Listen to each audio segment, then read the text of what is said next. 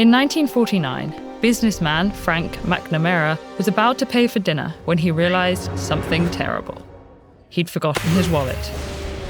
While this scenario isn't that uncommon, McNamara's response was, determined to ensure he'd never be caught without cash again, he invented the Diners Club card, a wallet-sized piece of cardboard that allowed carriers to dine at associated restaurants and settle their bills at the end of each month. McNamara wasn't the first person to codify the IOU. There's evidence of deferred payment systems stretching all the way back to ancient Mesopotamia.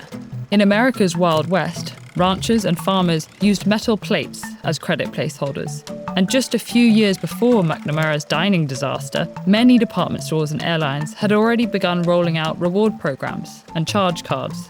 But the Diners Club card was different. Where previous credit arrangements saw one business authorizing credit for one individual, McNamara's card gave users credit with over 24 otherwise unassociated businesses. This decentralized credit was revolutionary, and in just 1 year, the Diners Club card gained 10,000 users. Soon, several US banks recruited local merchants and launched their own credit programs. For these merchants, credit cards provided increased business and upfront financing. For consumers, the cards offered financial flexibility, allowing them to make larger purchases so long as they could pay them off at the end of each month. And the banks profited from small fees on each transaction. But soon, banks found another way to make money from these cards. They began allowing cardholders to pay off their debt more slowly for an additional fee called an interest payment.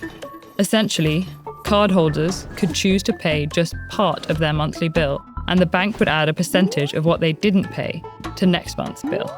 Even in these early days, this system wasn't without problems. In 1958, Bank of America sent 60,000 unsolicited credit cards to residents of Fresno, California.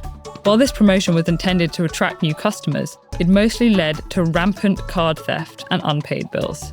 Banks also struggled to process all the payment paperwork these cards produced. At this time, charging a credit card involved stamping a card's embossed details onto carbon paper and sending out these charge slips for manual processing. But as credit card use boomed, banks were left with warehouses of unprocessed charge slips, creating delays that prevented them from charging interest. Despite these initial losses, US banks remained devoted to credit cards. At this time, it was illegal for banks to build branches outside their home state, so mailing credit cards was their best bet for attracting out-of-state customers.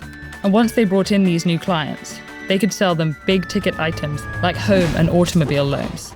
This led banks to double down on credit cards. They invested heavily in early computers to process charge slips and began running ads that promised a more luxurious standard of living. These ad campaigns shifted the American attitude towards credit from one of shame and financial dependence to a celebration of financial freedom. However, the reality of these lending systems was far more exploitative. From 1956 to 1967, consumer debt increased by 133%, and concerns about consumer safety led to a surge of anti-credit activism through the 1960s. This movement was dealt a devastating blow in 1968 when the Supreme Court removed the cap on state interest rates, allowing massive interest hikes throughout the 1970s. New complications emerged in late 80s with the invention of credit scores, which reinforced the racial, gender, and class biases already impacting credit card applications. Today, credit cards are a $500 billion industry.